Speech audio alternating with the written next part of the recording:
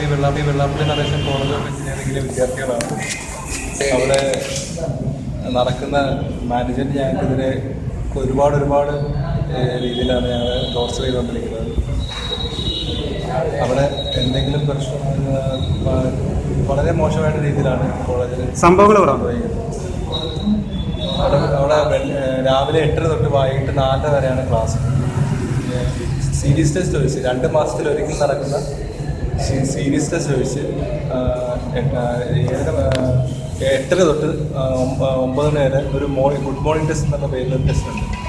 ആ ടെസ്റ്റിന് പാസ്സായില്ല എങ്കിൽ അത് വെച്ചാൽ 6 മാർക്കിന് താഴെ 6 മാർക്കോ അതിന് താഴെ ആണെങ്കിൽ വൈകിട്ട് 4:30 തൊട്ട് 5:30 വരെ ഒരു എംബോസിനുണ്ട്. എന്നിട്ട് പിറ്റേ ദിവസം രാവിലെ 7:30 പിന്നീടും അതിൻ്റെ ഒരു റെമഡിയൽ ടെസ്റ്റ് ഉണ്ട്. ആ ടെസ്റ്റ് എഴുതിയിട്ട് പാസ്സായില്ല എങ്കിൽ പിന്നീട് 10 പ്രാവശ്യം എംബോസിനുണ്ട്. ആ ടെസ്റ്റിന് വന്നില്ല എങ്കിൽ 200 രൂപ ഫൈനുണ്ട്. പിന്നീട് പേരൻസിനെ വിളിച്ചോണ്ട് വരണം. 200 രൂപ ഫൈൻ വേണ്ട അടയ്ക്കാൻ പറ്റത്തില്ലെങ്കിൽ പേരൻസിനെ വിളിച്ചോണ്ട് വരണം. പിന്നീട് ഏതെങ്കിലും രീതിയിൽ ഫൈൻ നമ്മുടെ താടി ഇച്ചിരി വളർത്തിയാലോ എന്തെങ്കിലും കുറ്റിത്താടി എന്തെങ്കിലും ഉണ്ടെങ്കിലോ മുടി ഇച്ചിരി വളർത്തിയാലോ അവിടെ 200 തൊട്ട് 500 വരെ ഫൈനായി. ഓരോന്നിനും മുടിക്ക് 200, താടിക്ക് 200 അങ്ങനെ രീതിയിലൊക്കെ ഫൈൻ അടയ്ക്കുന്നത്. കൈ മടക്കി വെച്ചാൽ അവിടെ ഫുൾ കൈയാണ് എപ്പോഴും അവിടുത്തെ യൂണിഫോം.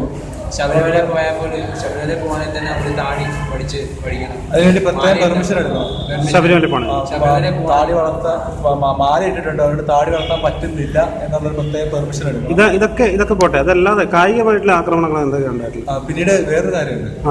വെള്ളിയാഴ്ച ഉച്ചയ്ക്ക് പള്ളിയിൽ പോകാൻ സമ്മതിക്കത്തില്ല. അവിടെ പറയുന്നത് ഞങ്ങളിവിടെ പ്രശ്നം ഉണ്ടായിട്ടുണ്ടോ, ചോദിച്ചിട്ടുണ്ട്, ഒരുപാട് വട്ടം ചോദിച്ചിട്ടുണ്ട്, ഒരുപാട് വട്ടം നിവേദനം കൊടുത്തിട്ടുണ്ട്, ഒരുപാട് വട്ടം പറഞ്ഞിട്ടുണ്ട്. ഞങ്ങൾ വിടൂല എന്നാ പറഞ്ഞിരിക്കുന്നത്. നിങ്ങൾ എന്ത് പറഞ്ഞാലും പുള്ളിക്കാരനോട് തന്നെ പറഞ്ഞിട്ടുണ്ട് ഇങ്ങനെ നിങ്ങളുടെ മതപരമായി സംസാരിച്ച് നിങ്ങളുടെ മതമാണ് നിങ്ങളുടെ മതമാണ് എല്ലാ പ്രശ്നങ്ങളും ഉണ്ടാക്കുന്നത്. അതാരാ പറഞ്ഞത്? അത് സുഭാഷ് വാസു നിങ്ങളോട് പറഞ്ഞു? എന്നോടല്ല, പറഞ്ഞോ? പറഞ്ഞു. ഞങ്ങൾ അഡ്മിഷൻ എടുക്കാൻ ചെന്നപ്പോൾ എന്താ പറഞ്ഞു? നിങ്ങളുടെ സമുദായക്കാരാണ് ഇതിന് ഇവിടെ മൊത്തം പ്രശ്നങ്ങൾ ഉണ്ടാക്കുന്നത്. അങ്ങനെ ഞങ്ങളാണ് അതുകൊണ്ട് പള്ളി വിടാൻ പറ്റത്തില്ല. അപ്പം ഞങ്ങൾ പള്ളി വിടണമെന്ന് പറഞ്ഞ പലരുടെയും ഞങ്ങളുടെ എഴുതി മേടിച്ചില്ല, പക്ഷെ എൻ്റെ കൂട്ടുകാരൻ്റെ എന്നൊക്കെ എഴുതി മേടിച്ചു. ഇനി ഇത് സംസാരിക്കില്ലെന്ന് പറഞ്ഞു. അപ്പം അഡ്മിഷൻ കിട്ടി എടുത്ത് പൈസയൊക്കെ കൊടുത്തു കഴിഞ്ഞാൽ ഇത് പറയുന്നത്. ഞാനുണ്ടായിരുന്നു, എൻ്റെ ഒരു കൂട്ടുകാരനുണ്ടായിരുന്നു. കൂട്ടുകാരൻ്റെ പേര് പറയാൻ ഞാൻ പിന്നെ ആരുടെ എത്ര പ്രാവശ്യം ചോദിച്ചിട്ടുണ്ട് ഇത്? ഞങ്ങളെല്ലാം മിക്കവാറും കോളേജിൽ വന്നപ്പോഴേ പറഞ്ഞിട്ടുണ്ട് വെള്ളിയാഴ്ച പള്ളി വിടുന്നത്. നിങ്ങൾ അന്നേക്ക് കോളേജിൽ കയറിയാൽ മതി എന്ന് പറഞ്ഞിട്ടുണ്ട്. പൈസ എല്ലാം അടച്ച് നമ്മൾ രസീത് അവസാനം ഒരു കൗൺസിലിംഗ് രീതിയിൽ ഒരു ടീച്ചറിൻ്റെ അടുത്ത് ചെല്ലുമ്പോഴേ ആ ടീച്ചർ ആദ്യം പറയും നിങ്ങൾ അടുത്ത മാനേജ്മെന്റിനെ കാണാനാണ് പോകുന്നത്, നിങ്ങൾക്ക് പള്ളിയിൽ പോകാൻ പറ്റത്തില്ല, നീ വെള്ളിയാഴ്ച പള്ളി വിടത്തില്ല എന്നാ പറയുന്നത്. മാനേജ്മെന്റ് പറയുന്നത് നിങ്ങൾ വെള്ളിയാഴ്ച പള്ളി പോകല് നടക്കത്തില്ല, അത് ഇവിടെ സമ്മതിക്കത്തില്ല. കോളേജിൽ അത് അങ്ങനെ നിയമം അങ്ങനെ ചെയ്വഴക്കം ഇല്ല. ഇത് ആരൊക്കെ എന്ന് പറഞ്ഞാൽ എന്തൊക്കെ സംഭവിച്ചാലും ഞങ്ങൾ പള്ളിയിൽ വിടത്തില്ല. വെള്ളിയാഴ്ച ഉച്ചയ്ക്ക് ഞങ്ങൾ വെളിയിൽ പള്ളിയിൽ പോകാൻ വിടത്തില്ല. നോമ്പ് സമയത്ത് മാത്രം കോളേജ് ബസ്സിൽ പോയിട്ട് കൊണ്ടുപോകാം. അതും തൊട്ടടുത്ത പള്ളിയിൽ കൊണ്ടുപോകത്തില്ല. തൊട്ടടുത്ത പള്ളിയിൽ കൊണ്ടുപോകാം, പക്ഷേ തൊട്ടടുത്ത പള്ളിയിൽ കൊണ്ടുപോകാതെ ദൂരെയുള്ള വേറൊരു പള്ളിയിൽ അവരെന്തിനാ അവർ ഷോ കാണിക്കാനായിരിക്കും. എന്തായാലും വേറൊരു പള്ളിയിലാണ് കൊണ്ടുപോകുന്നത്. ഞങ്ങൾ പറഞ്ഞിട്ടുണ്ട് തൊട്ടടുത്ത പള്ളിയിലുണ്ടല്ലോ അവിടെ പോയിട്ട് വന്നാൽ ഞങ്ങൾ അത്രയും സമയത്തിന് പോയിട്ട് വന്നോളാം. അതൊന്നും അവർക്ക് ബാധകമല്ല. പിന്നീട് അവിടെ എന്തെങ്കിലും പ്രശ്നം ഉണ്ടായി കഴിഞ്ഞാൽ വളരെ ക്രൂരമായിട്ടുള്ള രീതിയിലാണ്. എന്തെങ്കിലും ക്ലാസ്സിൽ നിന്ന് വിളിച്ചിറക്കുന്ന തന്നെ കോടറെ കയറി പിടിച്ചിട്ടാണ് ക്ലാസ്സിൽ നിന്ന് വിളിച്ചിറങ്ങി പോകുന്നത്. ഇത് സുഭാഷ് വാസും കോളേജ് മാനേജ്മെന്റ് അംഗമായ സുഭാഷ് വാസുമാണ് ഇതൊക്കെ ചെയ്യുന്നത്. ബിനു എന്ന് പറയുന്ന അവിടെ ഒരു അസിസ്റ്റന്റ് ആയിട്ട് ഇരിക്കുന്ന വേറെ 2-3 പേരുണ്ട്. അവരുടെ പേരൊന്നും അറിയത്തില്ല. പിന്നെ പുള്ളിയുടെ തന്നെ കാർ ഡ്രൈവർ പുള്ളിയും നമ്മളെ വന്ന് ഇടിക്കുക. ആർക്ക് വേണേ നമുക്ക് അതിനകത്ത് നമ്മൾ എന്ത് വേണമെങ്കിലും ചെയ്യാം. ആരും ചോദിക്കത്തില്ല.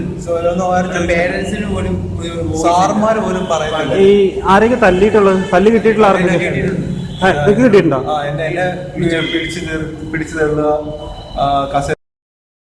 കസേരയിലായിരിക്കും ഇരിക്കുന്നത്, കൊണ്ടുതിരുത്തുന്നത്. അതൊക്കെ വിളിച്ചാവും കസേര ഉണ്ടെന്ന് പോകും.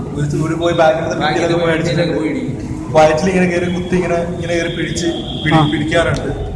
പിന്നെ പിന്നെന്താ അങ്ങനെ കുറെ ഇരുട്ടുമുറിക്ക് ഇവിടെ എന്റെ ഒരു ഇവന് ഇവിടെ അടിയിട്ടിട്ടുണ്ട്. ഇവിടെ അടിച്ച് അത് അക്കൗണ്ടന്റ്. പിന്നെ കസേരയിൽ ഇരുന്ന് എന്നെ പിടിച്ച് ഒരു നിങ്ങള് വിദ്യാർത്ഥികളെ ചോദിക്കില്ലേ? പറയാൻ പറ്റുന്നില്ല നമുക്ക്. സാർ എന്തിനാ അങ്ങനെ ചെയ്യുന്നത്, എന്നെ എന്തിനാ അങ്ങനെ ചെയ്യുന്നതെന്ന് ചോദിച്ചു കഴിഞ്ഞാൽ അപ്പ അടുത്ത അടിയായിട്ട്. ആരെ മുറി പൂട്ടിയിട്ടെന്ന് പറഞ്ഞു നിങ്ങള്? മുറിയിൽ പൂട്ടിയിട്ടെന്ന് പറയുന്നത് നമ്മളെ ഓരോരുത്തരെ കൊണ്ടുപോകുമ്പോഴും എല്ലാരെയും മുറിയിൽ ഇങ്ങനെ ഒരു റൂമായിട്ട് ചെറിയ റൂം പോലെ ഉണ്ട്. അവിടുന്ന് ബാക്കിലോട്ട് 2 ഡോറുണ്ട്. അവിടെ കുറച്ച് കസേരകളും ഒക്കെ ഇങ്ങനെ ഇട്ടേക്കുന്ന ഒരു റൂമാണ്. അവിടെ കയറ്റിയിട്ടൊക്കെയാണ് ഇങ്ങനെ കാണിക്കുകയൊക്കെ ചെയ്യുന്നത്. നിങ്ങള് രക്ഷിതാക്കളോട് പറയാറില്ലേ? അപ്പൊ രക്ഷിതാക്കളൊന്നും പറയേണ്ടത് കാര്യമില്ല, അവർക്ക് പേടിയാ. അതുപോലെ ഒരു മീറ്റിംഗ് വിളിക്കുകയാണെങ്കിൽ ഒരു സ്റ്റുഡന്റിന്റെ കൂടെ ഒരു പേരന്റ് അങ്ങനെ വന്ന് പിടിച്ചിരുത്തും. ഒരു വാക്ക് സംസാരിക്കുന്നു. അച്ഛനൊക്കെ ഗൾഫിലാണെങ്കിൽ ഗൾഫിൽ നിന്ന് വരുത്തണം, വേറെ സ്ഥലത്തൊക്കെ ആണെങ്കിൽ അവരെ മാറ്റി ഇവിടെ കൊണ്ടുവരണം എന്നൊക്കെയാണ് പറയുന്നത്.